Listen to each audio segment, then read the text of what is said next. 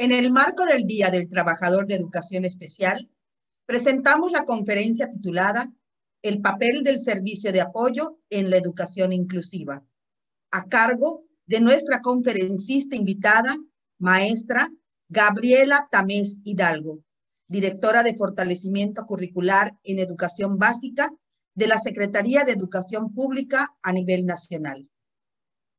Le voy a pedir al maestro Genaro Burgos Córdoba nos haga el favor de leer el currículum de nuestra distinguida invitada.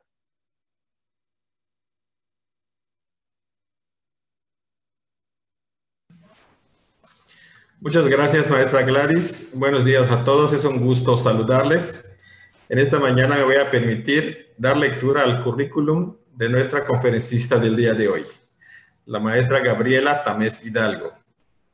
Es licenciada en Comunicación Humana por el Instituto Nacional de Rehabilitación de la Secretaría de Salud.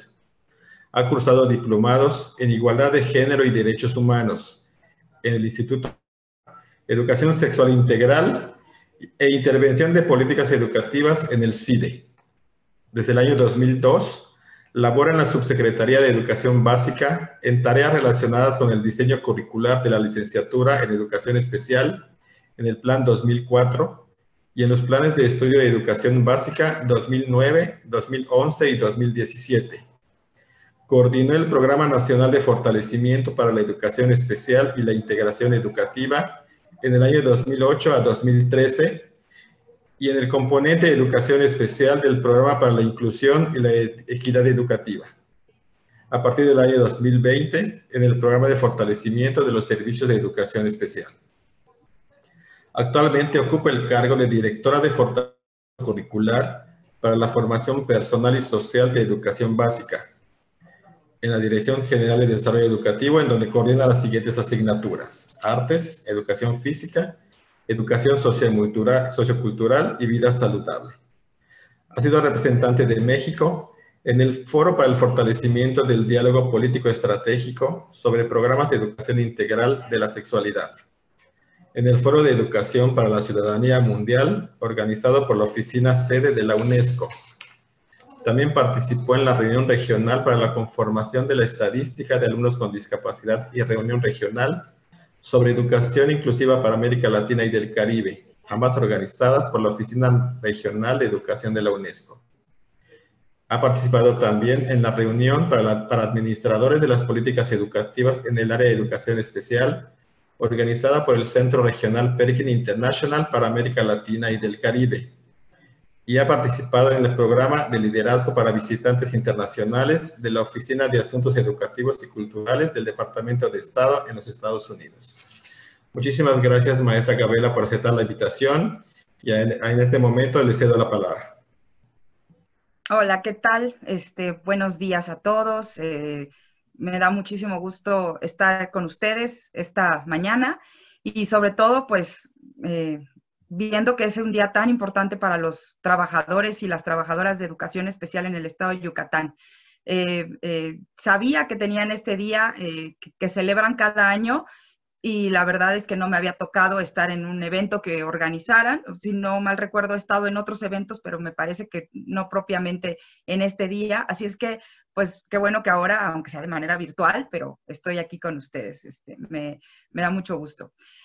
Pues miren, la conferencia efectivamente se llama El papel del servicio de apoyo en la educación inclusiva. Y bueno, antes que nada quiero agradecer, por supuesto, al maestro Jesús Valencia, a la maestra Concepción, a Gladys, a Genaro, por la invitación y por todas las facilidades para estar aquí.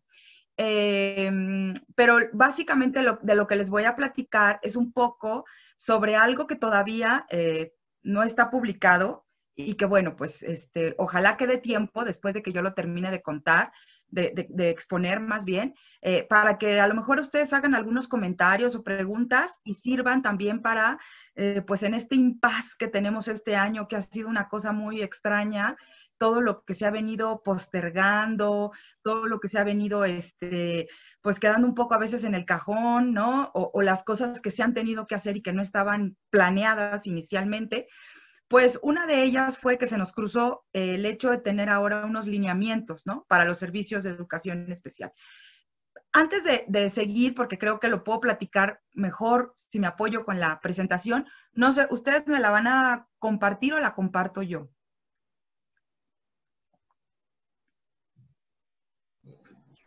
Te vamos a dar autorización, Gaby, para que tú compartas. Perfecto.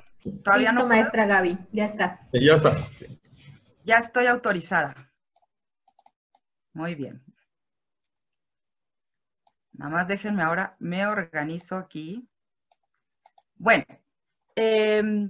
pues de lo que les quiero platicar y como que no dándole muchas, ahora sí que muchas vueltas al asunto, sino yendo al grano, como se dice, es un poco sobre sí el papel de los maestros o de los profesionales que trabajan en la educación especial y específicamente en un tipo de servicio que tienen los servicios de educación especial, que son los servicios de apoyo.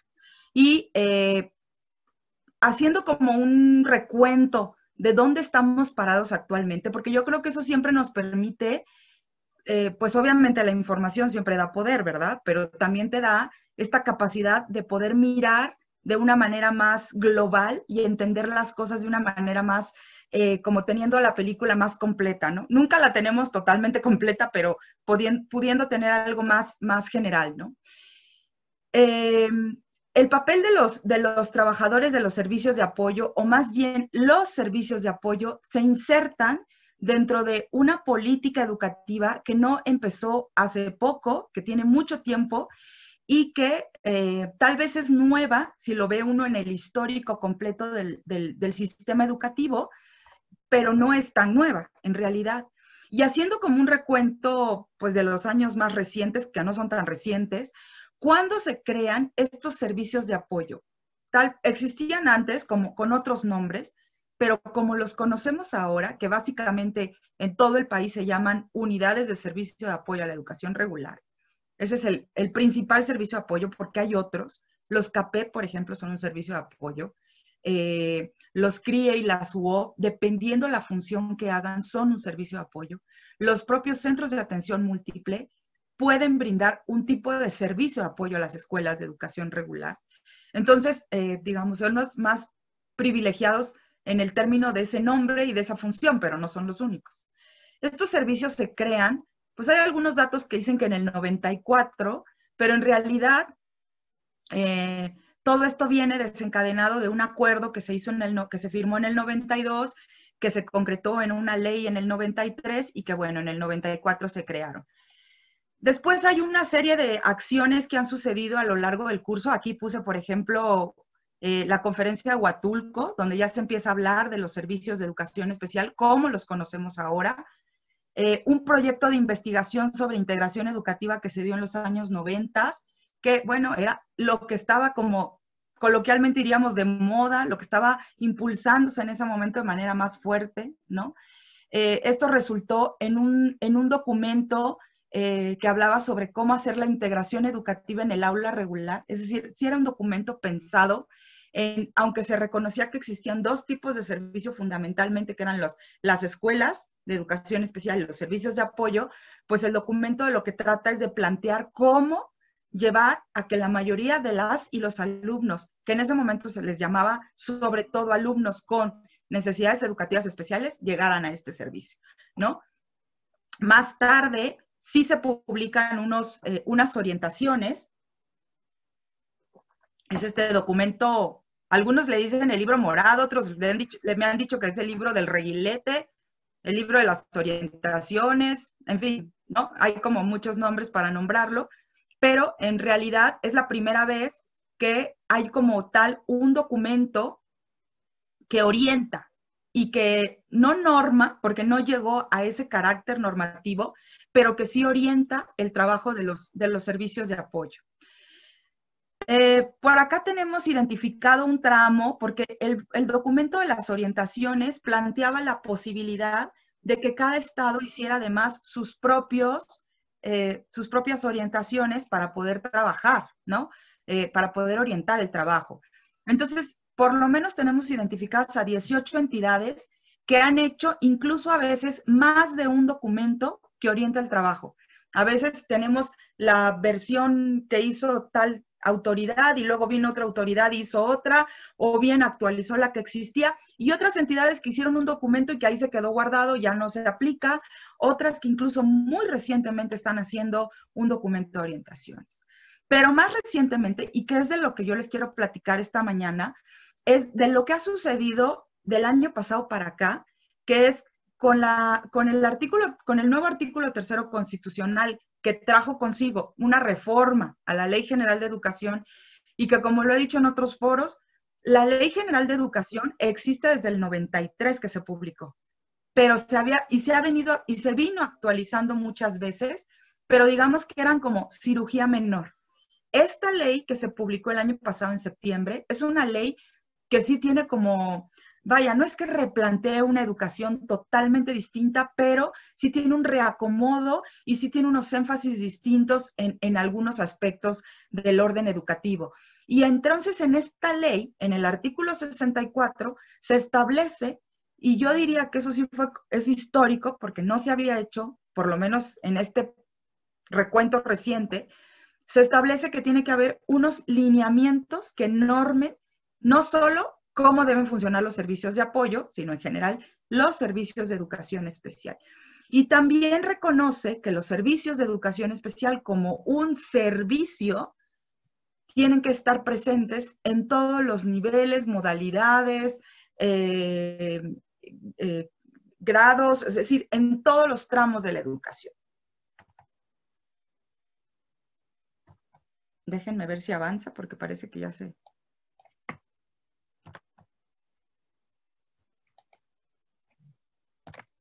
Ya. Ahora va a avanzar de más, yo creo, porque le piqué 2 veces.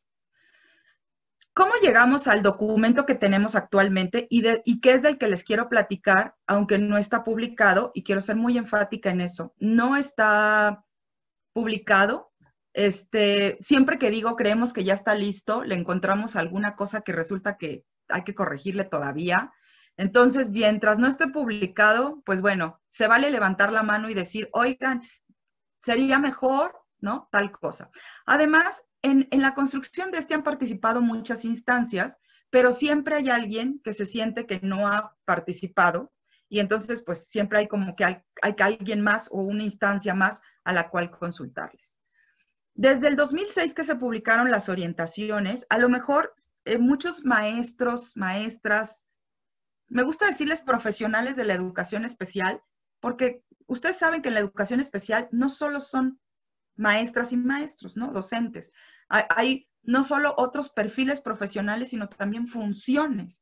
Incluso hay médicos, hay terapeutas, no sé, hay como una serie de perfiles profesionales que lo hacen como un servicio, como un universo dentro de la educación, un poco atípico de lo que normalmente veríamos en los otros niveles, ¿no?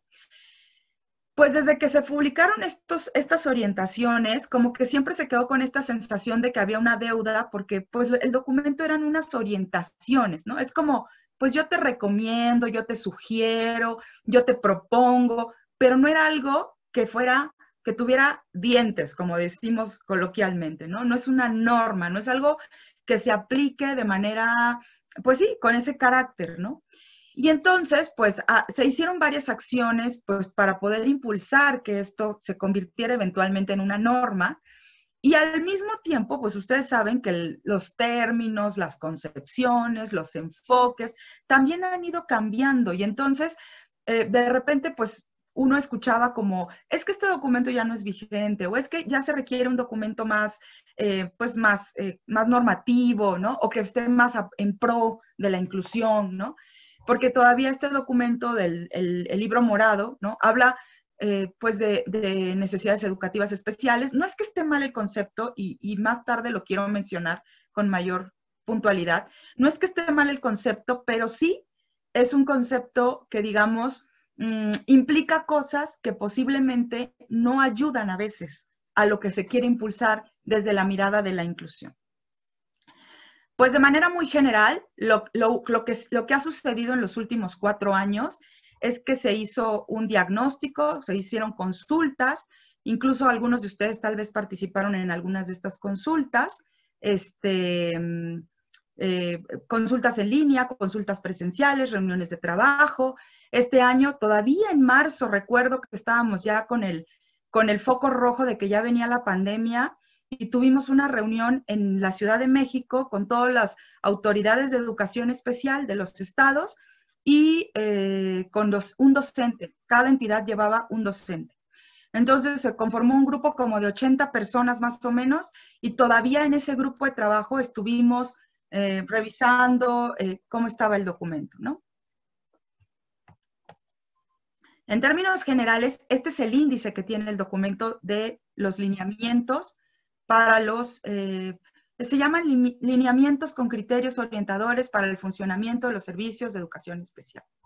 Y yo específicamente me voy a centrar en esto que sombreé y que puse en color amarillo y sombreado, porque si bien tiene una parte que habla sobre considerandos, disposiciones, glosario, perdón, también voy a hablar del glosario, es una buena parte de lo que me quisiera meter. Hay un capítulo que habla sobre la educación inclusiva y luego cómo los servicios de educación especial, qué papel tienen, qué rol tienen en esto que le llamamos la educación inclusiva, pero en realidad, pues creo que se dice varias veces, aunque siempre hay alguien que levanta la mano y dice cosas como, es que falta hacer más énfasis en que los servicios de educación especial no son los encargados de la educación inclusiva. En fin, creo que también de repente ya es como, ya lo dijimos 4 veces, ¿cuántos énfasis más necesitamos decirlo para que no solo para que se entienda, sino para que esto se traduzca en decisiones y en cosas como muy concretas, ¿no? Este apartado que se llama de los servicios de educación especial en la educación básica, porque me voy a regresar, si ustedes se fijan, el documento trae todo un apartado que habla sobre los servicios de educación especial en la educación básica y otro que habla sobre los servicios de educación especial, pero en la educación media superior. Debería de haber un apartado que hablara de esto mismo, pero en educación superior.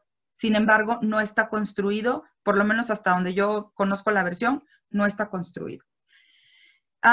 Pero yo diría, pues bueno, ya, si no se avanza, pues avancemos con lo que hay, ¿no? Porque además es cierto, también educación especial pues tiene un terreno mucho más conquistado en la educación básica, ¿no? Bueno, pues en este apartado que habla sobre específicamente de cómo deben funcionar, quiénes son, para qué están, cuál es su misión, cómo se organizan los servicios en la básica, hablamos en una primera parte del documento sobre las definiciones, sus contribuciones y sus modalidades. Y lo trae tanto para los servicios de apoyo como para los servicios escolarizados. Aquí quiero hacer un primer paréntesis.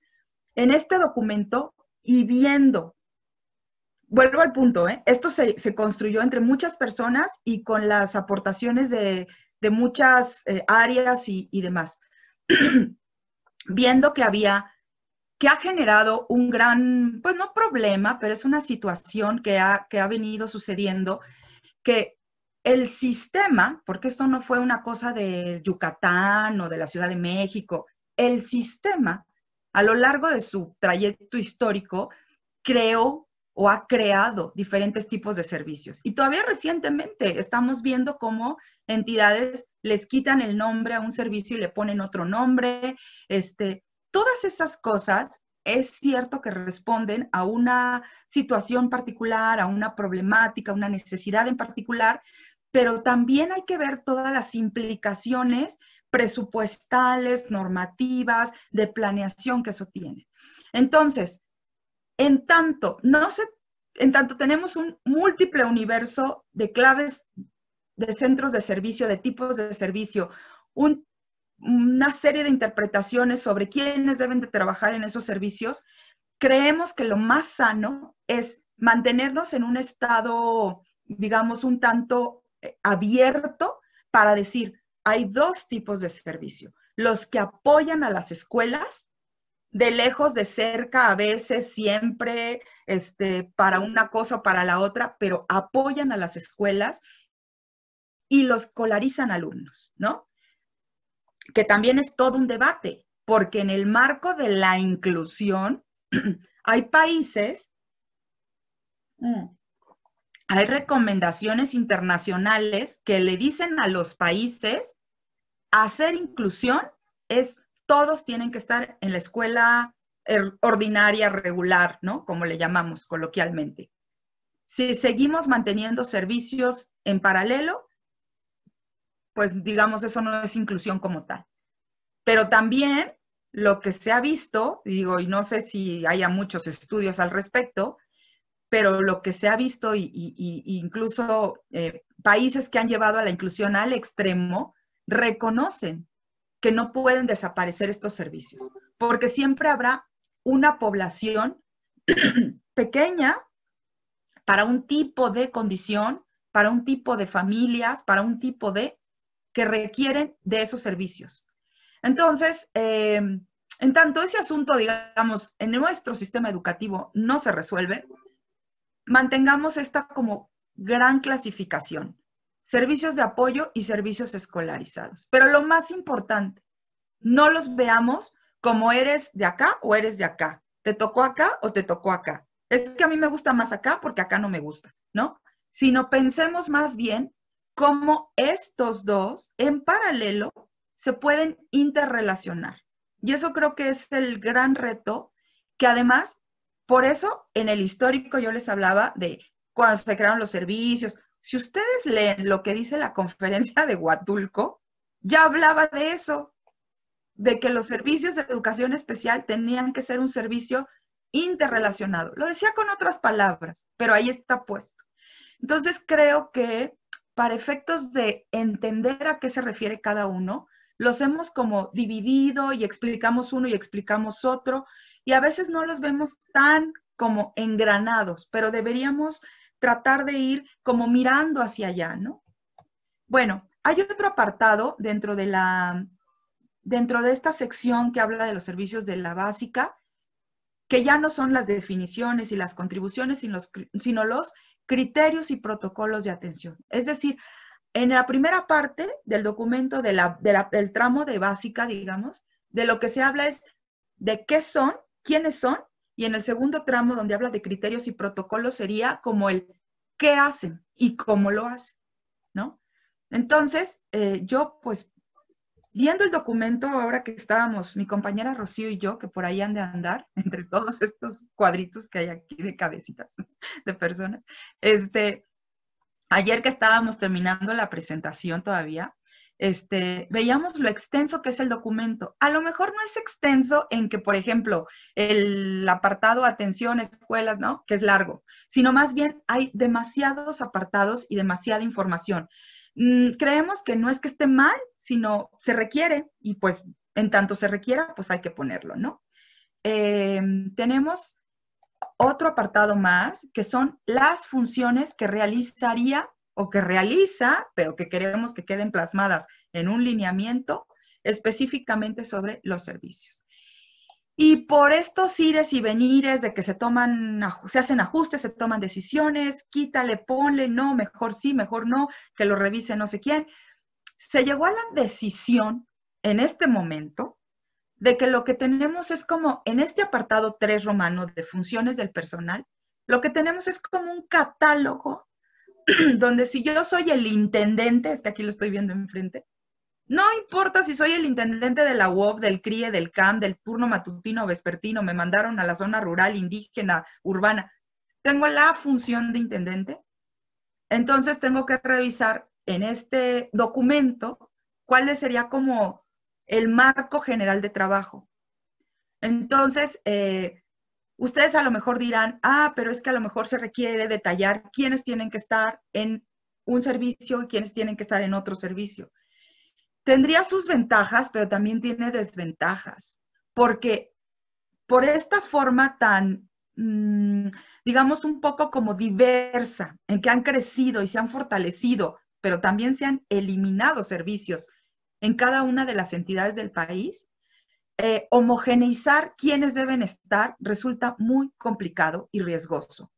Sin embargo, la Secretaría sí tiene un área que se encarga de diseñar esas famosas estructuras ocupacionales, que ahí tenemos una tarea, porque una vez que este documento, digamos, se publique, imprima y pues espero yo que sea pronto, ¿verdad? Porque eso le daría mucha certeza a las autoridades de los estados, pero también a los profesionales de la educación especial, sobre quién deben laborar ahí y qué rol tienen, ¿no? Como tal, en el documento, creo que sí están las estructuras ocupacionales y están copiadas las que están vigentes, ¿no? Bueno, ahora voy a entrar como a la parte conceptual de qué se entiende por cada una de estas cosas que luego le vamos poniendo nombres, apellidos, y se vuelven parte de nuestro lenguaje, de nuestras justificaciones, de nuestros argumentos, de por qué lo hago, por qué no lo hago, qué me toca hacer, qué no me toca hacer, ¿no? Bueno, entonces creo que es el 7, el numeral 7 de los considerandos del documento. Al final les voy a platicar los considerandos, porque aunque está al principio del documento, me parece que al final está como mejor explicado al final. Y me voy a detener en las que marcamos en color rojo mi compañera Rocío y yo, porque pues son muchas definiciones y creemos que no necesitábamos detenernos en cada una por temas de tiempo y también por temas de que pues resulta también cansado estar en una reunión virtual tan larga. Pero estas definiciones, que son 12, las voy a ir platicando una por una. En algunas tal vez me detenga más que en otras, ¿no?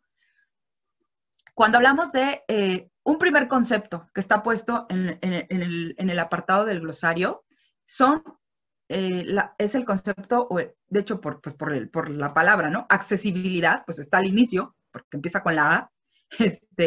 Y creo que a lo mejor es como algo que decimos cotidianamente, pero que no vale la pena como brincárnoslo.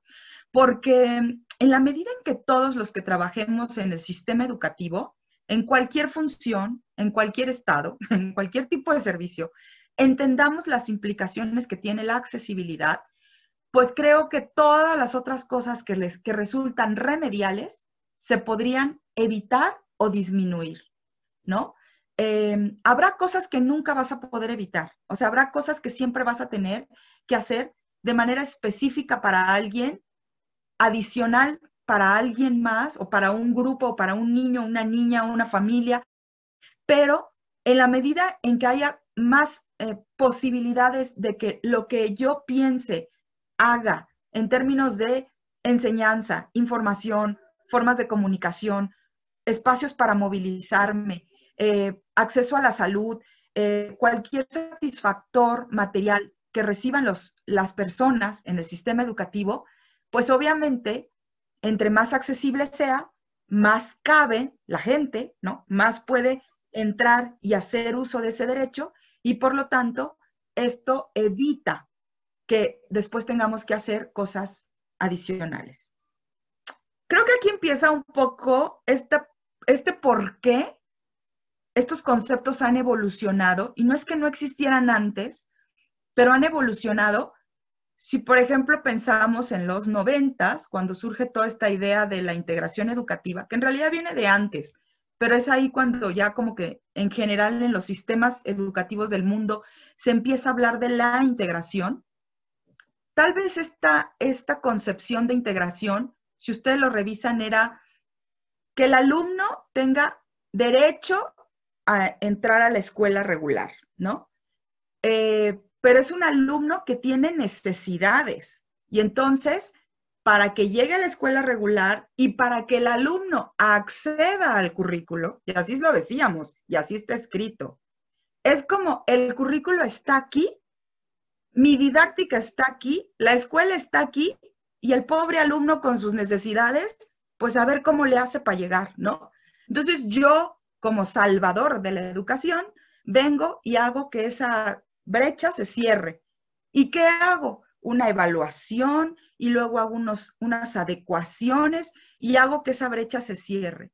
Tal vez en este momento, 2020, seguimos haciendo lo mismo, y no es que esté mal, pero si cambiamos un poco la percepción de que no tenemos que mirar todo como que está estructuralmente ya dicho, establecido y no se puede mover, y entonces el que esté en desventaja pues tiene que hacer algo o alguienes más tienen que hacer algo para que acceda a eso, eso es lo que tenemos que cambiar como la mirada. Entonces, sí es un poco reconocer que las personas tienen capacidades, intereses, estilos, formas de aprender, necesidades, pero también que el sistema en su conjunto y todo lo que eso implica necesita adecuarse a la mayor cantidad de personas posibles. A eso nos referimos con esta gran idea que es la accesibilidad. Y por eso está al principio y por eso tiene una llave,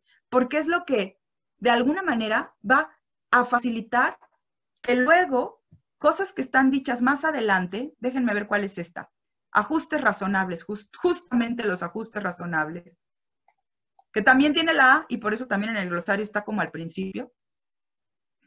Pues esto es justo lo que hay que hacer cuando ya todos mis esfuerzos para hacer accesible un espacio, me refiero al educativo, pero lo podemos trasladar a cualquier ámbito de la vida. Todo lo que ya intenté hacer, ya nos pusimos de acuerdo, de verdad que somos súper pro accesibilidad, pero a pesar de eso, vemos que hay un alumno o un grupo de alumnos que requieren ajustes para poder acceder a todo ese derecho del que hablamos cuando hablamos de la educación. Que se sientan a gusto, que sean felices en la escuela, que aprendan, porque a eso van, no van nada más a pasársela bien, que participen en los eventos tanto académicos como sociales, en fin, todas esas cosas que suceden en un ámbito educativo, para que sucedan, pues lo mejor sería, pues obviamente que estén las condiciones de accesibilidad, pero cuando no se pueda, hacer estas modificaciones y adaptaciones que no impongan una carga desproporcionada. Y siempre digo, esto de que no impongan una carga desproporcionada, a lo mejor a veces se entiende como, híjole, pues es que si yo además tengo que enseñarle más tiempo a este niño o a esta niña, pues sí me impone una carga desproporcionada porque me piden esto, tengo que hacer esto. Entonces, la mirada no es como este otro esfuerzo que tienes que hacer, sino justo, ¿qué podemos hacer tú como maestra, maestro, o el equipo de apoyo, o los directivos de la escuela, o todos en conjunto, para que justo esto ya no se convierta en una carga desproporcionada y que entre todos podamos, pues, aligerar esa carga? Y además, los ajustes razonables, como lo decíamos también cuando hablábamos de las adecuaciones curriculares. Decíamos, es que si un maestro dice que de 30 alumnos, 15 tienen necesidades educativas especiales y para 15 hay que hacer adecuaciones curriculares, pues entonces posiblemente lo que no está bien es la mirada del maestro y la práctica del maestro, ¿no? Lo mismo pasa acá. Los ajustes razonables son estas acciones que se tendrían que hacer en un caso particular, incluso en un evento en particular, para una situación en particular, pero hay algunos alumnos que sí los requieren de manera más permanente y prolongada o más específica, ¿no? Bueno, aquí hay una serie de anotaciones de dónde en qué ámbitos o qué espacios de lo educativo se hace, ¿no? Infraestructura no es que sea lo más fácil, porque a veces implican recursos o permisos que no tienen las escuelas, pero diríamos que es a veces lo más fácil de hacer, cuando lo que hay que cambiar en realidad a veces son prácticas o formas de hablar o formas de entender el mundo, ¿no? Todos estos ajustes se tendrían que plasmar en uno o en varios planes de intervención. Ahorita que llegue a planes les explico. El otro concepto que nos parece muy poderoso es el tema de los apoyos. ¿Por qué? Porque los apoyos es todas aquellas cosas que van a aumentar la capacidad de la escuela, como lo dice ahí, de la clase, de la enseñanza, del trabajo educativo, pero que esos deberían estar como presentes en todo momento para todos los estudiantes, porque todos van a requerir apoyo seguramente. Y entonces, a lo mejor hay algunos que requieren apoyos más específicos, que yo diría la línea entre apoyo y ajuste razonable, pues está como delgada, ¿no? Que podrían convertirse en eso, en un ajuste razonable. Pero en realidad en los apoyos es como un concepto mucho más global, ¿no? Más de, yo entiendo como docente o como profesional de la educación que para que las niñas, los niños, los adolescentes aprendan, pero además convivan, pero además se sientan a gusto, necesito brindar apoyos. Lo importante es qué apoyos. A lo mejor mi apoyo es mi presencia, a lo mejor es mi liderazgo, a lo mejor es generar actividades que fomenten la convivencia, en fin, cualquier acción que sea parte de todo este como facilitador que dé la escuela. Un concepto más amplio de apoyos implica reducir barreras. En la medida en que yo genero apoyos en la escuela, obviamente elimino esta otra idea que son las barreras que pueden estar pues obstaculizando que un alumno aprenda, avance, acceda, ¿no?, a la escuela. Y aquí está el otro concepto, barreras. Condición o situación del entorno que por sus características o la manera en que se interpretan, porque se los juro que eso a veces es el mayor problema. La norma, la ley, el currículo, el libro, la didáctica, el comunicado, el mensaje, a lo mejor estaba bien intencionado, bien escrito, pero a veces la forma en que las personas interpretamos eso es lo que se convierte o se puede convertir en una barrera.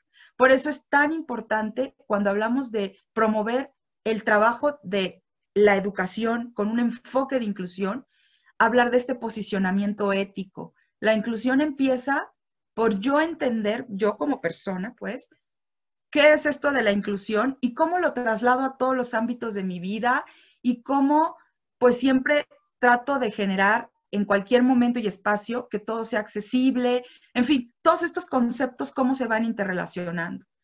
Porque el riesgo de que cualquier condición o situación, perdón, del entorno se convierta en una barrera, es que puede llegar a limitar el ejercicio de derechos de las personas. Por eso está marcado en negro.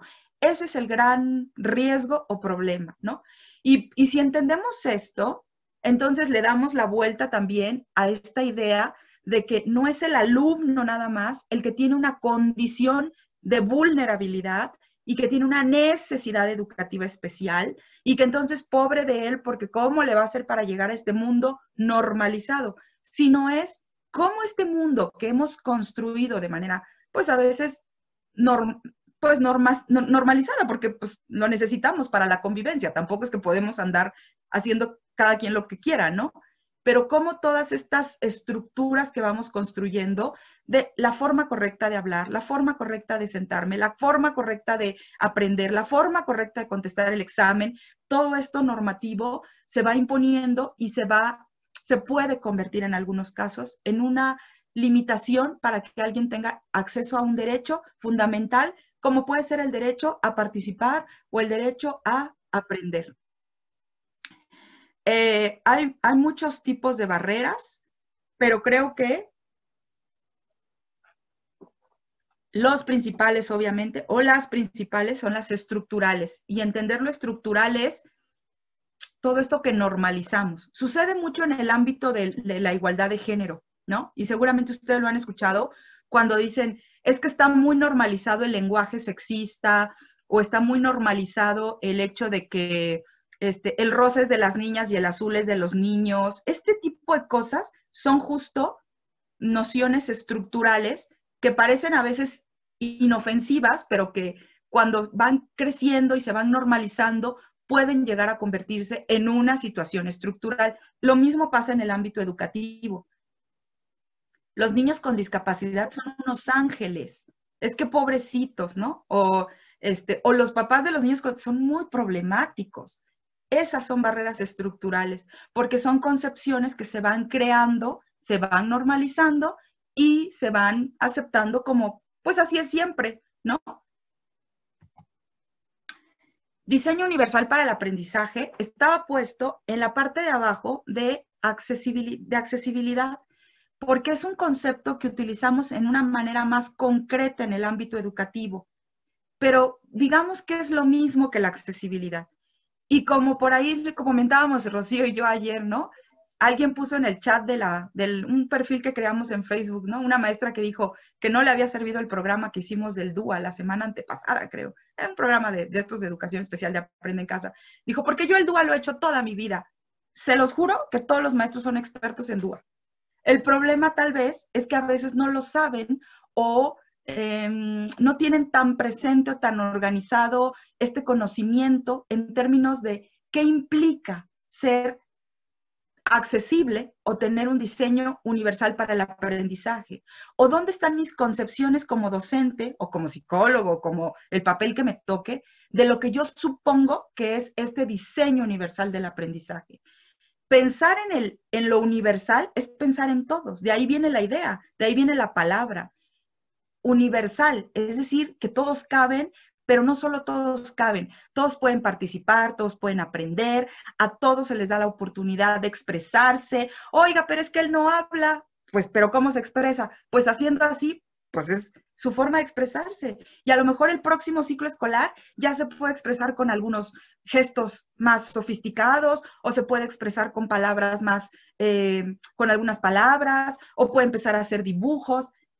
Es cambiar esta idea y que me regreso un poco a la parte estructural.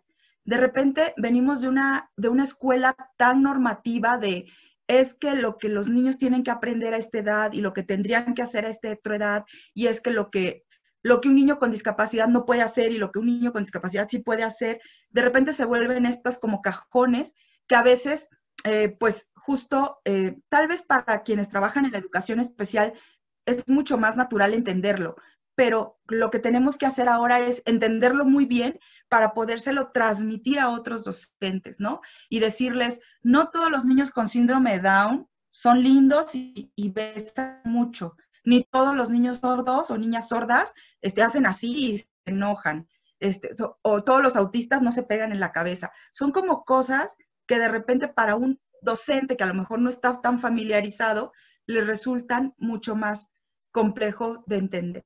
Entonces, la forma para representar lo que aprendo, para expresar lo que aprendo y para participar y sobre todo todas estas motivaciones que tienen los alumnos para aprender pueden ser diferentes. Y también pasa, por ejemplo, con los alumnos con aptitudes sobresalientes.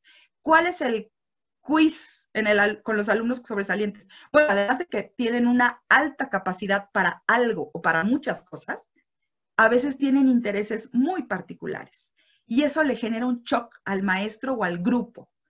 ¿Por qué? Porque él solo quiere aprender de esto, solo quiere estar en este tema, solo quiere dedicarle tiempo y esfuerzo a esto y queremos que, pues es que el currículo me pide, es que la boleta, es que el libro de texto, es que a mí me exigen una serie de aprendizajes que para ese alumno a lo mejor no resultan interesantes o significativos.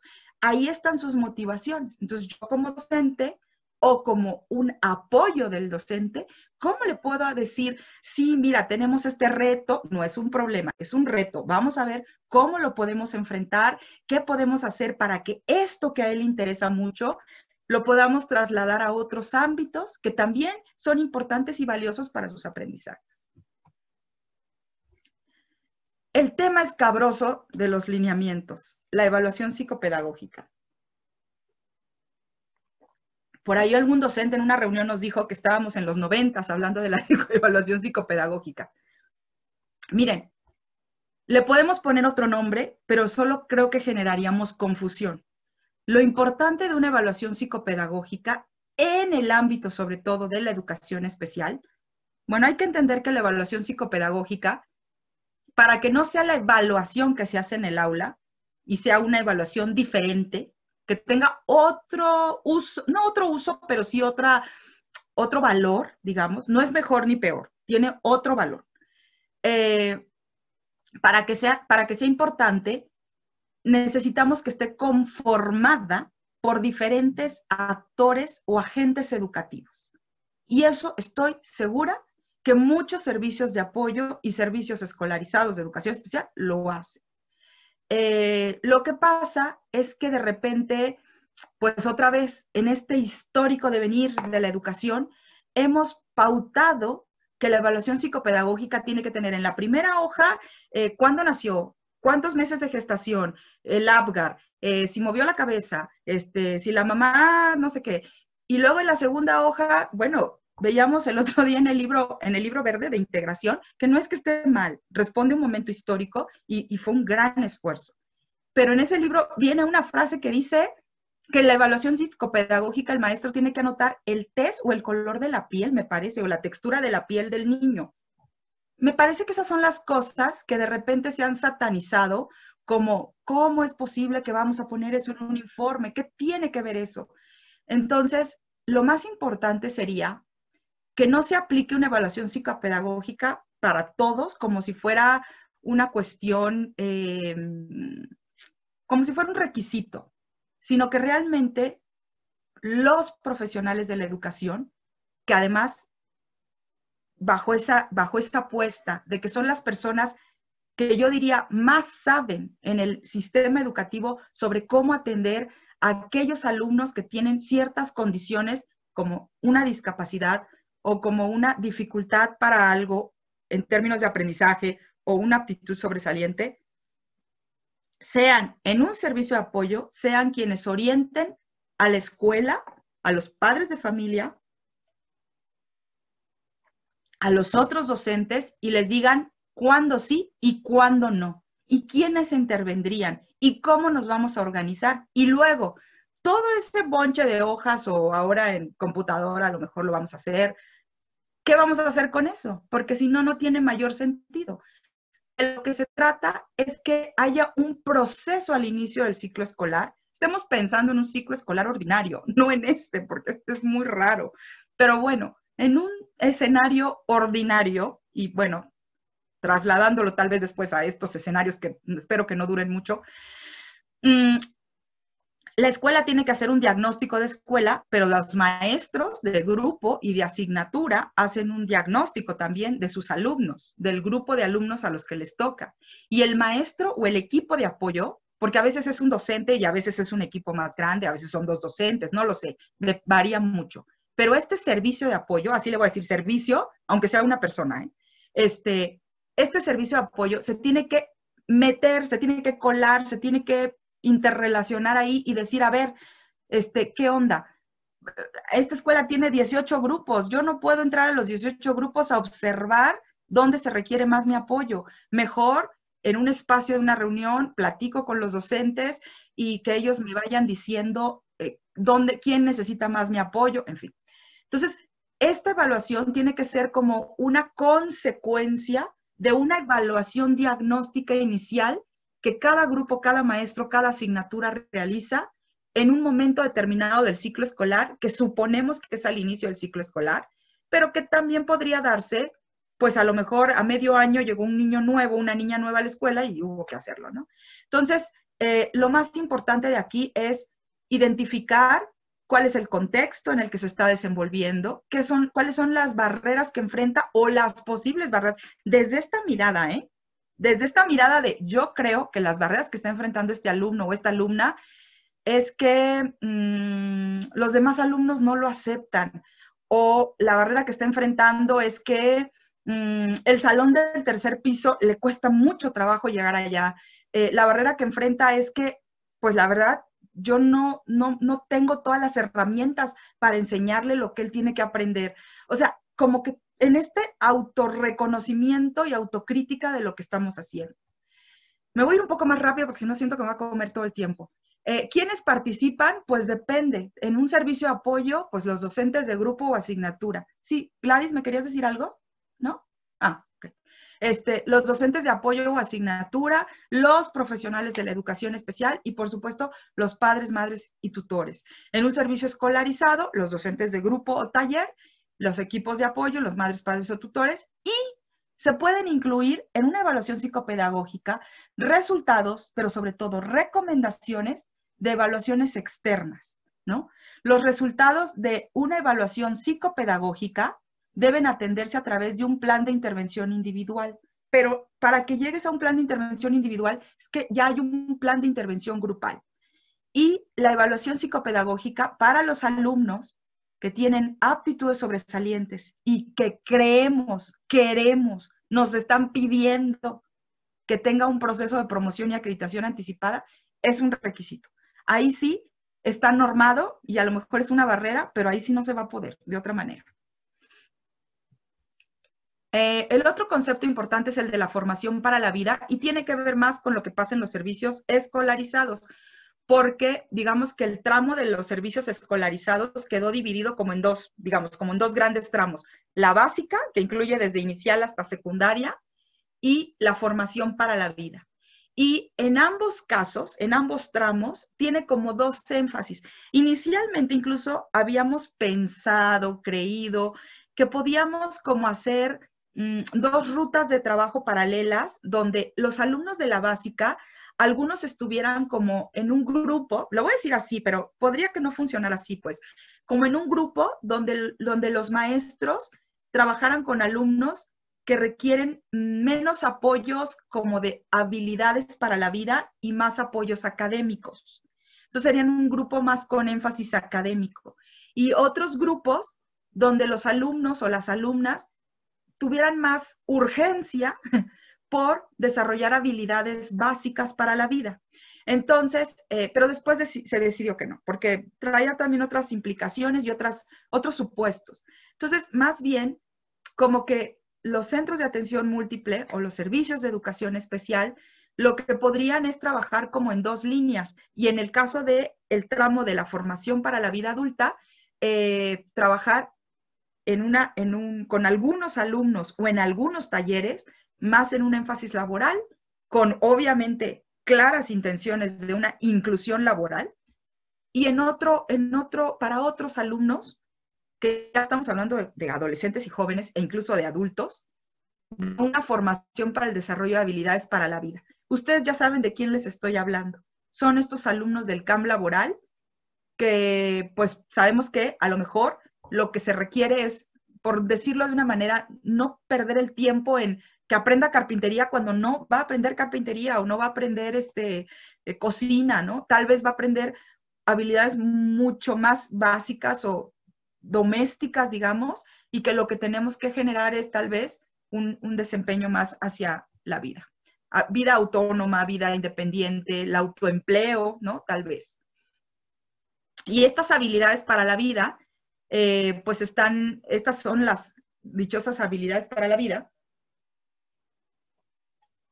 que es el conjunto de habilidades aprendidas por las personas para resolver situaciones de la vida diaria y que tienen que ver con las conductas adaptativas, que sobre todo son las que a lo mejor más se reflejan con cierto tipo de alumnos, con ciertos tipos de discapacidad, pero que las tenemos que tener presentes en cualquier alumno, porque cualquier alumno o alumna con discapacidad o sin discapacidad podría necesitar que le demos un apoyo, una ayuda para que sus habilidades adaptativas sean más pues sanas en términos de convivencia, de inclusión, ¿no?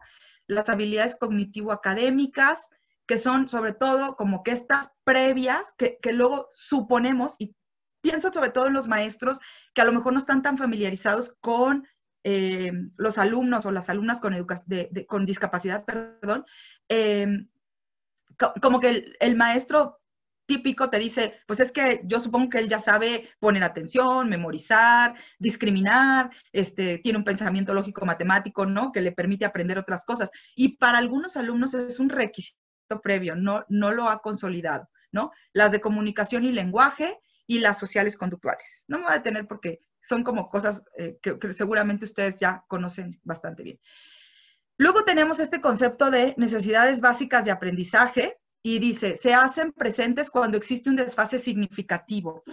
Lo que quisimos aquí construir fue como una idea más homogénea de cómo sí hay alumnos y alumnas que justo por este tema de las habilidades para la vida requieren obviamente pues todos estos aprendizajes que resultan que son un prerequisito y que a veces en una escuela regular, en una escuela de educación básica, vuelvo al punto, el maestro común, ¿no? Muchos a lo mejor no, pero también hay muchos que puede que sí, está esperando que estas etapas del desarrollo ya estén como como cubiertas, ¿no? No quiero poner como una sentencia que estas necesidades solo las presentan los alumnos que van al CAM, ¿no? Porque justo con esta idea de cómo podemos hacer que la mayor cantidad de alumnos puedan ir a una escuela regular con los apoyos que requieren o los ajustes que requieren, pues tenemos que tener muy presente que para algunos alumnos estas necesidades básicas de aprendizaje, dice aquí abajo, pueden ser abordadas en la didáctica de manera complementaria a lo académico. Es decir, la escuela no pierde su función de lo que los alumnos vienen a aprender es A, B y C. Pero con este alumno además tengo que, pues yo y que me ayude alguien más y la mamá o a ver cómo nos organizamos, cómo desarrollamos estas otras habilidades básicas de aprendizaje que tienen que ver con conocimientos, habilidades, actitudes y cómo con otros alumnos eso es lo prioritario. Y la idea sería no clavarnos solo en eso, sino que sea lo prioritario para que eventualmente sean la base para la construcción de otros aprendizajes, como lo dice aquí. Son un requisito para adquirir otros aprendizajes o para adquirir los aprendizajes de su grado. Las necesidades educativas específicas, este es un concepto que surge más desde el ámbito de los alumnos con aptitudes sobresalientes. Porque creo yo, o la explicación que he encontrado más satisfactoria en esto es que de repente con esta idea de que un alumno con aptitudes sobresalientes es un alumno que aprende solo, va a 1000 por hora, él no necesita ayuda, él pues no tiene necesidades. Entonces era como un poco poner un freno y como decir, a ver, sí tiene muchas capacidades para tal cosa, pero además puede tener y seguramente tiene necesidades específicas en algo. Entonces, aquí lo dice, las pueden llegar a presentar, no las tienen todos los alumnos con aptitudes, debido a sus características propias, ¿no? La profundidad de sus intereses, la velocidad de sus aprendizajes, el vocabulario que tienen o que tengan muchos conocimientos sobre algún tema. Para ser a lo mejor más puntual, es como un poco el ejemplo que les ponía hace rato, ¿no? Una de las características de muchos alumnos con aptitudes sobresalientes es que tienen intereses muy profundos, pero a veces muy específicos en algo. Entonces, eso a ratos suena bonito, chistoso, porque se sabe todas las capitales del mundo a los 4 años, ¿no? O yo qué sé. Pero luego llega a ser como, espérame, pero pues necesito que aprenda también otras cosas, ¿no? Y no me pone atención, o no le interesa, o es muy retador, o de plano no lo puede aprender, ¿no? Entonces, este concepto de las necesidades específicas está pensado sobre todo para este ámbito, para este espacio de alumnos. El plan de intervención. Este es otro como tema escabroso, porque también ahí encontramos una serie de formas de actuación que tienen. Yo al principio de la presentación les decía que tenemos identificados por lo menos 18 estados que han hecho lineamientos, bueno, guías operativas, manuales. Y son estas cosas en las que de repente no sabes bien si sí o si no, porque algunos lo ponen, otros no lo ponen, pero entonces hago el plan o no hago el plan, ¿no? Entonces, lo que tratamos de establecer son cosas muy genéricas y que sobre todo sean operativas. Que un plan de intervención realmente sea el que ponga de manifiesto qué voy a hacer sobre 2 ámbitos de actuación o 3 ámbitos de actuación. En la escuela, en las aulas o en las asignaturas, porque acuérdense que en secundaria es grupo, pero también es asignatura, y en primaria también, porque tenemos la asignatura de educación física o de las artes, que no necesariamente es la del grupo como tal. ¿Qué voy a hacer en ese nivel macro de intervención y luego en ese otro universo más pequeño, más concreto? Y si mi intervención puede terminar ahí, está perfecto, como maestro de apoyo, como profesional del apoyo. Es decir, a nivel de escuela, ¿qué tenemos que cambiar? A lo mejor tenemos que cambiar la forma en que la directora o el director hablan de los niños con discapacidad, ¿no? pero a lo mejor también tengo que trabajar un poco con los padres de familia de los otros niños, los que no tienen discapacidad. Y también tenemos que trabajar un poco en la reorganización de los espacios. O sea, son cosas que a lo mejor el profesional de la educación especial dice, bueno, yo no puedo llegar y decidir eso, porque con trabajos me dieron un espacio para trabajar, ¿no?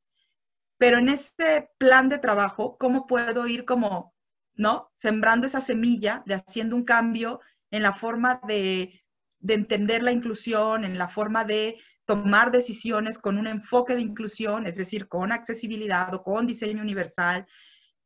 Y luego hay un grupo en el que sí tengo que entrar.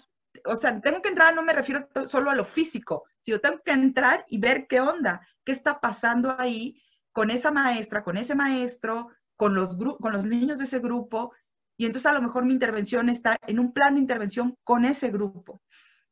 Sin embargo, cuando la amerite el caso, lo que proponen los lineamientos es que además se haga un plan de intervención individual para algunos alumnos. La idea es que fueran de los menos, ¿no? Que los más estuvieran incluidos en los planes escolares y en los planes de aula o de asignatura. Pero si no se puede, pues sí, se requiere. Entonces, el servicio de apoyo tiene que establecer las acciones en las que participa en el programa de mejora de la escuela. No proponemos en los lineamientos que haga un plan de intervención de escuela. Suponemos que muchos servicios de apoyo hacen su plan de intervención escolar o de ciclo escolar como unidad, ¿no? Como servicio. Pero bueno, ese es como un nivel de actuación, pero en realidad de lo que sucede en la escuela es que él o los profesionales de apoyo tendrían que intervenir en el plan de intervención de la escuela, que se llama ruta de mejora, plan de mejora, programa de mejora anual, bianual, como se llame. En ese plan hay que intervenir. Y de preferencia, no como un anexo, no en la última columna, sino que aquí, que acá no me meto, acá sí, ¿no? Además, podrían intervenir en el plan por aula o por educando cuando lo consideren, ¿no? Volvemos a lo mismo. No, la idea no es cubrir toda la escuela porque hay que cubrir la escuela. Si tengo un alumno que amerita en cada grupo de la escuela, híjole, pues a lo mejor sí es un reto, ¿no? Porque soy un solo maestro y no, el equipo de apoyo no viene porque no hay o lo que sea. Pero pues entonces también es un poco, es un, ¿cómo le llaman una suma cero, ¿no? O sea, es más niños, menos personal, pues entonces la priorización es distinta a que si hay más equipo de profesionales de apoyo y menos alumnos. No sé si me explico. Entonces, como que, pues ni modo, vas como haciendo un tamizaje. ¿Quiénes son los más urgentes, no? Y dónde terminan mis fuerzas. Porque yo creo que vale la pena que el servicio de apoyo haga cosas más quirúrgicas en lugares más urgentes, que cubro todos los grupos, entrego estadística de todos los grupos, entrego copia de todos los grupos, tengo los planes de todos los grupos, pero de fondo no se ve mi trabajo. O no, pues deja tú que se vea o no. O sea, no estamos viendo los resultados, ¿no?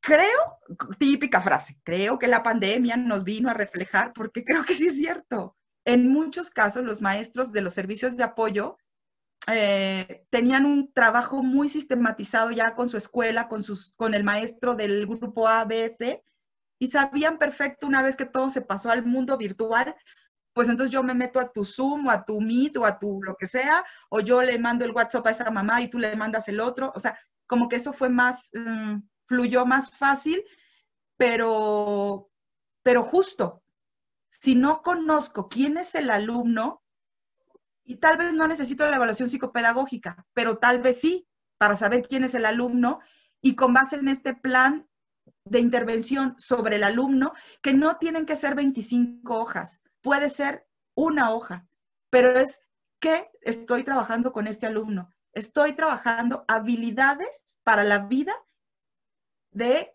autorregulación en el aula. O sea, es algo muy concreto. Y ahora, ya no es en el aula, va a ser en la casa. ¿Qué le voy a decir a la señora? Pero entonces no estoy dando como golpes así como sueltos, sino algo más concreto. Y bueno, en el servicio escolarizado, pues se establecen acciones en el programa de mejora del centro y se elabora un plan por aula y por educando. Proyecto de vida, este es otro gran concepto, ¿no? El proyecto de vida, en realidad, miren, está más puesto en los lineamientos para las y los alumnos de los centros de atención múltiple, el servicio escolarizado. Pero la verdad es que el proyecto de vida puede ser algo, o es algo que seguro hacen muchos maestros, y lo puedes hacer para cualquier alumno, incluso para quienes no tienen discapacidad. ¿Por qué? Porque a lo mejor cuando una niña o un niño son pequeños, las expectativas de la familia y de la sociedad, incluyendo a los profesionales de la educación, son, esta niña me late que va a ser futbolista, aquella va a ser médico, ¿no? Pero cuando el alumno tiene discapacidad, como que cambia totalmente. Y entonces es más bien le dure muchos años la mamá y el papá, porque como que tenemos esta mirada de no va a poder la persona eventualmente tener las capacidades para ser totalmente autosuficiente. Creo que es una preocupación de las familias sobre todo y de los maestros también, que la comparten con las familias, pero justo yo diría, bueno, en los lineamientos está puesto, hay que decírselos a los papás, por si no les ha caído el 20, hay que decírselos desde muy temprana edad o desde que los alumnos llegan a nuestras manos, a las manos de los servicios. Señor, señora, hermano, hermana, tío, abuela, quien esté sentado ahí frente a nosotros. ¿Qué estamos esperando de este niño o niña o este joven? Porque a veces ya llegan grandes, ¿verdad? Para en 10 años, para cuando sea una persona mayor. O sea, es como que la escuela realmente se proyecte más allá de lo que a mí me toca cumplir en esta semana o en este ciclo escolar o en esta asignatura o en este grado, sino como que podamos un poco trasladarlo hacia allá. Y entonces en los lineamientos lo que menciona es que sobre todo en los centros de atención, en los servicios escolarizados, hay que trabajar de la mano un plan de intervención del alumno con un proyecto de vida y con la idea de que a lo mejor el plan de intervención puede ser algo que tiene una duración de 1 año, un ciclo escolar, mientras esté conmigo en el salón o en mi equipo, en mi grupo, perdón, pero el proyecto de vida tendría que tener una mirada mucho más amplia, que claro, que tampoco se trata de tomar decisiones sobre una persona que no puede por la edad o por sus capacidades tomar decisiones. Eventualmente la idea sería que esa niña, ese niño, ese joven participen en esas decisiones.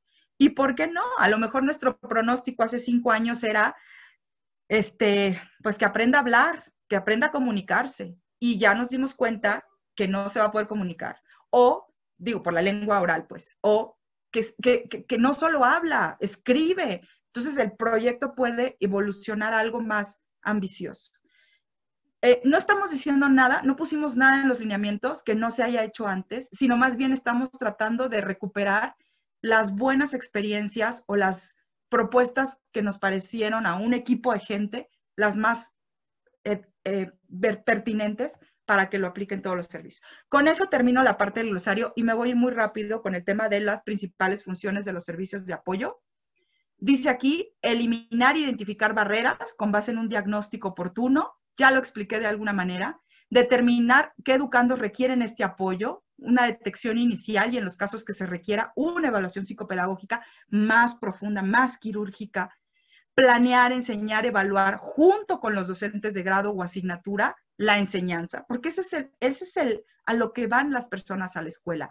Unos a aprender, otros a enseñar. A veces los que enseñan también aprenden y los que aprenden también enseñan, pero es al final de cuentas como los 2 verbos, digamos, ¿no? Más importantes. De los asignatura de enseñanza de los grupos apoya con base en los principios del DUA, que ya también se explicó, brindar orientaciones a los docentes y a las familias, brindar oportunamente los apoyos y los ajustes razonables, desarrollar un pensamiento o un posicionamiento ético y un lenguaje incluyente con un enfoque de inclusión entre toda la comunidad educativa. No se logra de la noche a la mañana. Estructuralmente es lo más difícil de cambiar, las culturas, la forma de pensar y obviamente que viene acompañada de mi forma de actuar. generar condiciones para recibir a educandos que transiten de un servicio escolarizado a una escuela de educación básica. Aquí hay un punto importante. Cuando yo les explicaba cómo el documento y los documentos anteriores, y seguramente los que vengan, van a tener tal vez esta separación entre los tipos de servicio, es para efectos de explicar los servicios, pero estos no deberíamos de verlos por separado. Deberíamos de pensar cómo tal vez un niño que va a la escuela, que yo apoyo, podría ir a un centro de atención múltiple algún día de la semana o en las tardes a recibir un apoyo específico que la escuela no le puede dar, ni yo se lo puedo dar, porque no tengo tiempo, porque no lo sé, se vale. Pero resulta que en ese CAM o en ese centro sí le pueden dar ese apoyo. Y cómo también esta escuela se puede preparar para recibir a otros alumnos que están allá en esa escuela especial. Canalizar a través de las zonas de supervisión a educandos que requieren apoyo complementario, en contraturno, en un servicio escolarizado de educación especial o en otras instituciones, porque a lo mejor no tiene que ser en un CAM, puede ser en otro tipo de instituciones. Y realizar vinculaciones al interior de la escuela con otras escuelas o con otras instituciones privadas de gobierno, de asociaciones civiles y con educación media superior, sobre todo para los que trabajen en el último tramo de la básica. No se acaba, otra vez volvemos al tema del proyecto de vida. O sea, el niño no sale de la secundaria y pues quién sabe qué pasó. Siguió aprendiendo, se fue a la escuela, quién sabe. La mamá, quién sabe. Sino, tampoco se trata de que yo voy a llevarlo a la escuela y lo voy a inscribir, pero sí, pues, haciendo como este trabajo, ¿no? Todo el tiempo de, ¿y qué va a pasar cuando termines la secundaria? Y a ver, ¿y quién te va a apoyar? ¿Y a qué escuela quieres ir? ¿Y ya viste qué prepa o qué bachillerato o el CECATIS o a dónde vas? O sea, como no perder de vista eso. Las modalidades de atención de los servicios de apoyo están divididas en 3 y básicamente la última tiene que ver con los otros tipos de servicio que no son que no son ahora los de apoyo, sino son los de orientación, pero los metimos como dentro de este gran cajón de los servicios de apoyo. Está la modalidad fija, que es como la que más predomina en casi todo el país. Las modalidades itinerantes, sobre todo, pues bueno, esas son, digamos, tal vez decisiones más locales, pero lo que nos dicen algunas autoridades, les voy a hablar con mucha franqueza, es a veces hay maestros o equipos que ya llevan mucho tiempo en una escuela y no han hecho un cambio en la escuela, o al menos así lo dice el servicio, ¿no? Es que la escuela no se deja, es que la inclusión no entra, es que no aceptan al alumno, es que no. Entonces a lo mejor habría que valorar si vale la pena seguir en esa escuela o más bien llevemos ese capital humano a otra escuela que sí lo necesita. Obviamente eso tiene muchas implicaciones y sobre todo de intereses personales y sindicales y demás. Pero bueno, unos lineamientos no pueden normar esa parte, ¿no? Lo que tienen que normar es la visión a futuro de que cada vez tengamos servicios en más lugares de trabajo, sin que esto atente contra derechos laborales, pero tampoco contra la calidad de los servicios. Si un servicio funciona, si un servicio pues está dando resultados, pues tampoco lo tendríamos que quitar por quitarlo. Luego también se hacen estas complicidades entre el director de la escuela y el equipo de apoyo de, no, es que si se llevan a la maestra, entonces yo condiciono tal cosa, ¿no?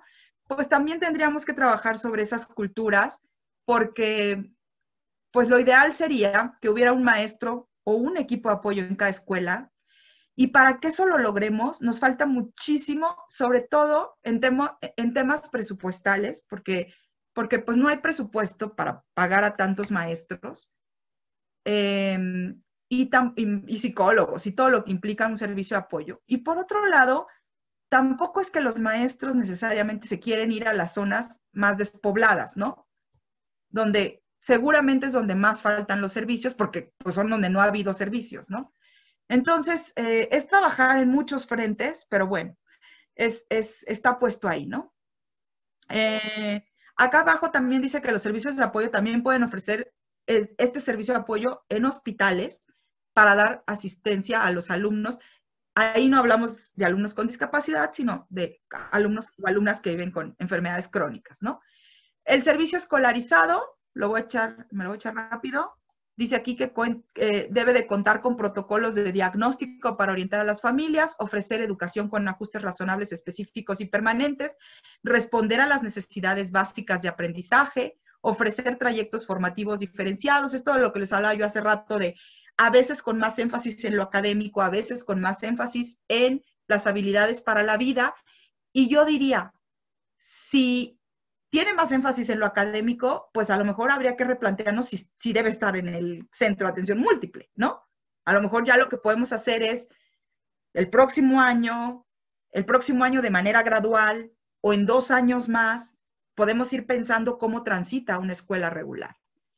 Establecer proyectos de vida desde la primera infancia o en el momento de ingreso de los educandos, promover acciones que favorezcan el tránsito de los educandos a la educación regular, y si no se puede la educación regular, a la educación media superior. Y si no, pues entonces otra vez este proyecto de vida que nos vaya como de alguna manera marcando, bueno, se va a quedar en el camp, ¿no? Pero ¿para qué? Para aprender un oficio. ¿Cuál es el proyecto con este niño o niña? Apoyar escuelas, familias de manera extraescolar complementaria a los educandos y brindar capacitación a las escuelas. Los centros escolarizados o las modalidades de servicio escolarizado pueden ofrecer educación básica en trayectos formativos con énfasis académico o con énfasis en el desarrollo de habilidades para la vida, y un trayecto formativo con énfasis, formativo para la vida adulta con énfasis en la formación laboral o para continuar con el desarrollo de habilidades para la vida.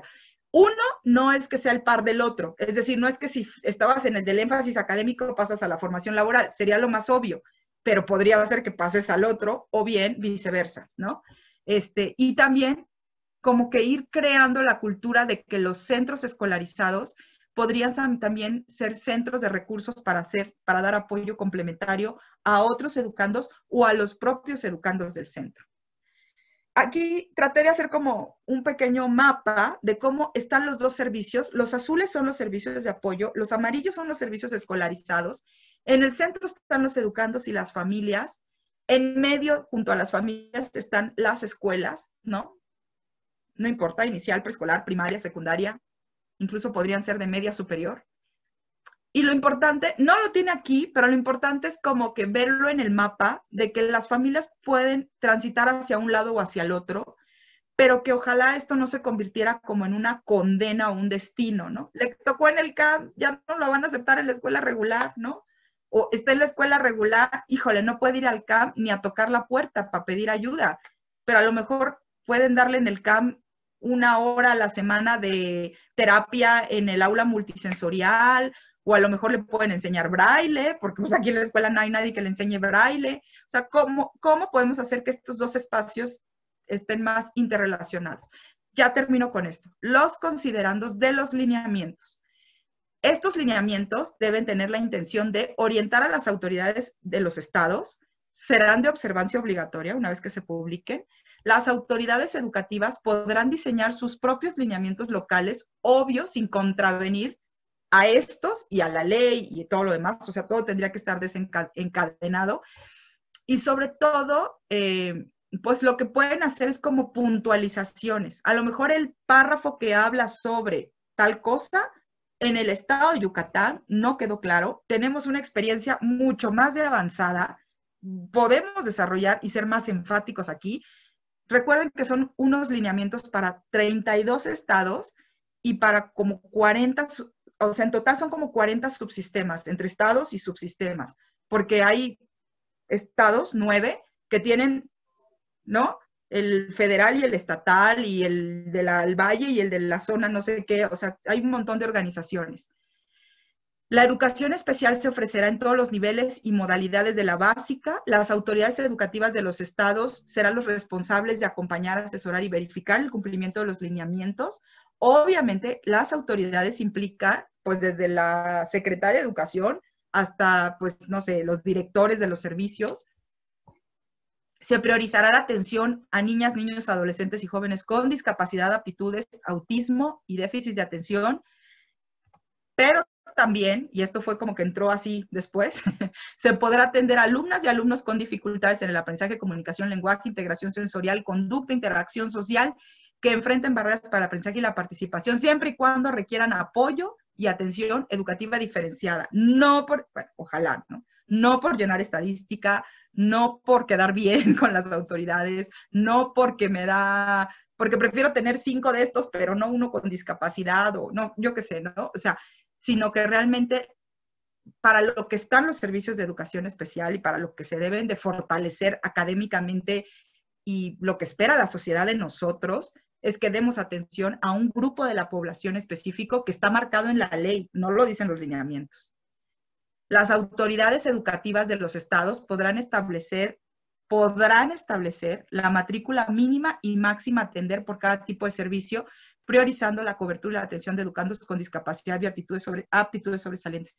Yo creo que casi todos los estados, no sé el caso de Yucatán, pero yo creo que casi todos los estados tienen estos códigos tiene un maestro tiene que tener mínimo tantos alumnos, o un maestro de tal, o un psicólogo, casi todos lo ponen. Responde más a un tema presupuestal. Responde más a un tema de organización del sistema en términos de números, ¿no?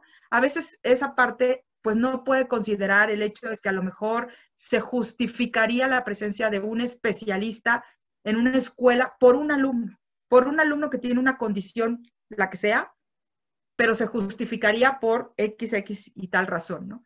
Eso en términos de estadística, de presupuestos, pues no se ve. Y también piénsenlo así. Cuando hacemos números y vemos lo que le cuesta al Estado, y todos somos el Estado, o sea, todos contribuimos con nuestros impuestos, lo que le cuesta al Estado, 30 alumnos y un maestro frente a grupo. Pues entonces vamos a suponer, el salario de ese maestro se divide entre 30, estoy haciendo números muy, muy fríos, ¿no? Pero si de esos 30 hay un alumno que el equipo de USAER, que son el psicólogo y el maestro de apoyo, intervienen con él 2 o 3 veces a la semana, pues digamos el costo de ese alumno es un poco más elevado, ¿no? Porque entonces estamos cubriendo no solo el pago de un maestro, sino de 3 profesionales. Y entonces, pues eso son lo que a veces se ve desde la parte de las administraciones. La autoridad educativa revisará de manera... eso le toca a la parte federal, ¿no? Claro, con apoyo y con las experiencias de la parte estatal, se revisarán de manera permanente a partir de su publicación los lineamientos, se ajustarán la primera vez a los 2 años de su publicación y posteriormente cada 5 años. Creo que esa es la última, sí, efectivamente esa es la última. Y pues yo con eso concluiría mi explicación. Espero que no haya sido tan larga. Gracias. Se abre el espacio para preguntas de interés acerca del tema desarrollado por la maestra Gabriela Tamés Hidalgo. Hay muchos comentarios que se harán llegar a la ponente y pues bueno, aquí tenemos igual felicitaciones, muy fructífera información. Gracias, maestra Gaby Tamés. Se lleva muy buena información, muy interesante lo expuesto por la maestra, interesante e ilustrativo, muchas gracias.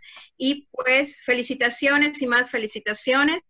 Excelente plática, muchas gracias, felicitaciones y agradecimientos. Tenemos 2 preguntas ya ahorita al final. Una es en referencia a aptitudes sobresalientes. La voy a leer, pero no sé qué tanto esté apegada a la temática. Okay. Mi pregunta es cómo podemos saber o detectar si algún niño que tiene características sobresalientes, ya que casi siempre sabemos y reconocemos a los que presentan dificultades.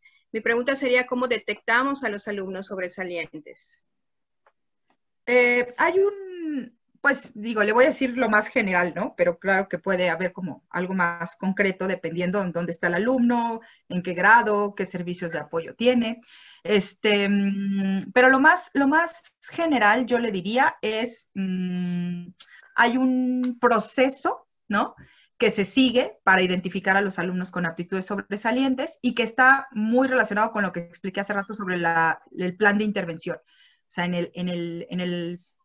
el diagnóstico que se haga de la escuela, valdría la pena sondear con los maestros si hay alguno que está remitiendo. Bueno, a lo mejor yo como maestro de educación especial o profesional de educación especial lo pregunto, ¿no? ¿Alguien tiene aquí algún alumno o alumna que sospeche que tiene aptitudes sobresalientes? A veces son los propios papás los que se acercan y te dicen, mi hijo tiene aptitudes, así es que necesito que lo atiendan de tal o cual manera, ¿no? Y pues después de hacer estas indagaciones iniciales en el grupo, hay un inventario que se aplica, que tiene, creo que son 50 reactivos, y con base en esos 50 reactivos, el maestro, la maestra se pueden dar alguna idea de por dónde, si tiene las aptitudes y por dónde están las aptitudes. Lo ideal sería después de la aplicación del inventario, bueno, con las evidencias previas, después de la aplicación del inventario, si se pudiera hacer una evaluación más específica, que podría considerarse como una evaluación psicopedagógica. Incluso podría ser que se haga fuera de la escuela, o sea, no toda la evaluación, sino parte de la evaluación se haga fuera de la escuela, y complementarla con algunas evaluaciones que se hagan dentro de la escuela, se podría llegar a la conclusión. Es un documento que está, toda la explicación está en un documento un poco gordo, para mi opinión, está un poco choncho, pero ahí, digamos, uno en el índice puede revisar dónde está el apartado o los apartados que hablan sobre la identificación, y con base en ese documento lo pueden revisar. Ahorita les dejo aquí en el chat, para la persona que lo preguntó, le dejo aquí en el chat, ¿cómo se llama? ¿De dónde lo pueden descargar? O no sé, Rocío, ¿estás por ahí? Sí, puedo comentar que creo que el documento a que te refieres es el de propuesta para la intervención de las alumnas y los alumnos con aptitudes sobresalientes. Exacto. Que luego vino la actualización para los alumnos, niños, niñas y adolescentes, que ya consideraba secundaria. Comentarle es exactamente que en el caso de Yucatán, nosotros en el manual operativo, la identificación de alumnos con aptitudes sobresalientes, creo que lo hemos comentado, Gaby, sí la puntualizamos un poquito más en el sentido de ese proceso de identificación antes de llegar a una evaluación psicopedagógica, cómo aplica esta evaluación, ¿no? Y que en este proceso de identificación se tiene que trabajar con el maestro de grupo, quien es el primero que detecta estas características de los alumnos. Y tenemos una derivación, lo que era antes nominación del alumno, la alineamos a la derivación, a la realización de actividades exploratorias. Así es. Actividades que le permitan al docente regular llevarla a cabo con todos sus alumnos y de ahí poder detectar aquellos que tengan características, ya sea de la aptitud intelectual, creativa, socioafectiva, artística o sensoriomotora. Y después de eso, en este momento, nosotros sí incluimos el RAVEN como un filtro para pasar al proceso de evaluación psicopedagógica. Okay. Entonces, hay un proceso de identificación, posteriormente el de evaluación psicopedagógica y la intervención a través del modelo de enriquecimiento o la promoción anticipada o llamada como aceleración, ¿no? Entonces sí hay eso respetando la propuesta, pero actualizándola un poquito a la experiencia y a lo que consideramos importante, ¿no? Así es. Sí, otro creo que punto importante de las aptitudes es que la concepción que se hizo, que se construyó hace muchos años, bueno, en el 2006 cuando se publicó la propuesta, es una concepción muy amplia de las aptitudes. Entonces, no necesariamente es un alumno que destaca en el ámbito académico, intelectual. Claro. Podría ser que destaca en el ámbito más artístico, deportivo, social. Entonces, como que el maestro o el equipo, en este caso de apoyo, lo que pueden hacer es orientar a la familia para que ese alumno, pues en la escuela, mantenga el estatus de un alumno y que, bueno, traten de cubrir o satisfacer sus necesidades específicas, pero sobre todo que se trabaje el apoyo fuera de la escuela, ¿no? Así es. Llegando las felicitaciones, los saludos para la maestra Gaby, la retroalimentación de todo este tema para todos, ¿no? Y hay una pregunta más que creo que con esta cerraríamos por cuestiones de tiempo. Me gustaría que comente, Gaby, un poquito más sobre la atención en conducta. ¿Se atenderá al alumno solo si interfiere en sus aprendizajes esperados? Pues hay un poco de confusión en las escuelas regulares y piensan que es una obligación atender todos los niños, niñas y adolescentes en situaciones de conducta. Miren, bueno, para empezar, yo no soy especialista en temas de conducta, ¿no? Mi origen es más en el ámbito de comunicación y lenguaje, pero bueno, de lo que he escuchado y de lo que he leído y de lo que me acerco con los expertos en los temas, si aquí hay expertos en el tema de conducta, tal vez lo puedan reforzar o me puedan corregir, pero el tema de la conducta, en la mayoría de las personas, se modela en el ámbito social. Entonces, ¿qué es lo más importante para qué función tiene la escuela, además de enseñar lo académico? Pues justamente enseñar todos estos otros valores que tienen que ver con el ámbito social. Y justo por el tema del ejemplo que acaban de poner, en los lineamientos viene un apartado que dice que los servicios de apoyo tendrán sobre todo una intervención dentro del aula, porque eso es lo que queremos favorecer, que todo se dé en los ambientes más normalizados, incluyentes, y que el alumno no se pierda de la misma información y convivencia que tienen los demás compañeros. Pero cuando el maestro o profesional de la educación especial, con base en sus conocimientos, en lo que él ya observó, dialogó, entrevistó a la mamá, vio en el niño, tiene las evidencias, considera que hay algún aspecto que se puede modelar fuera del aula para después llevarlo al aula, podría tener una intervención, lo que le decimos vulgarmente, lo saca del grupo. Lo ideal no sería que si lo va a hacer, lo haga con un propósito en particular, o sea, con un propósito claro, sabiendo como cuándo afecta menos al alumno y al grupo y al maestro, para qué y por cuánto tiempo, ¿no? Y entonces, por ejemplo, a lo mejor si se refiere como a este tema de conductas muy disruptivas, que luego se vuelven como para una escuela tradicional, digamos, se vuelven como, es que ¿por qué se baja la ropa aquí enfrente de todos, no? O ¿por qué se autoagrede? O ¿por qué dice malas palabras, no? O sea, este tipo de conductas que luego podrían parecer como, pues es que a mí como escuela no me toca enseñar eso porque eso lo enseña la casa. Bueno, estamos hablando de alumnos que a lo mejor tienen una condición muy particular que no les permite o no les ha permitido, pues, lograr aprender eso socialmente aceptado al ritmo que lo han aprendido los otros niños. Entonces, ahí la intervención del equipo de apoyo puede ser importante en ese sentido. Como en un espacio por aparte le enseño ciertas cosas, le cuento un cuento, le modelo una escena social y le digo por qué no está bien, por qué sí está bien, tal cosa, y luego eso cómo lo traslado al ámbito del aula. Porque habría que decirles a los maestros del grupo que si queremos cambiar una conducta, la tenemos que cambiar justo en el ámbito social. O sea, porque de nada serviría como modelarla en un ambiente restrictivo, específico, y luego ya cuando esté en un ámbito social, pues que la conducta vuelva a aparecer, la conducta no deseada. Y luego también habría que ver qué es lo no deseado para ese maestro, qué es lo que lo está viendo él como, no me gusta, porque el alumno habla mucho en el salón, ¿no? Bueno, a ver por qué habla mucho, cuándo habla mucho, ¿no? ¿Qué podemos hacer? Ay, gracias, Rocío, ya vi que ya lo pusiste. Gracias. Me leíste el pensamiento. Sí, ya está. Buenos días a todos. Ya está puesta ahí en el chat la liga para que puedan ustedes acceder. Para el documento y otros documentos. La página de Educación Especial de la Subsecretaría de Educación Básica y otros documentos, exacto, ¿no? Entonces ahí ya lo tienen en el chat. Muchas gracias, maestra.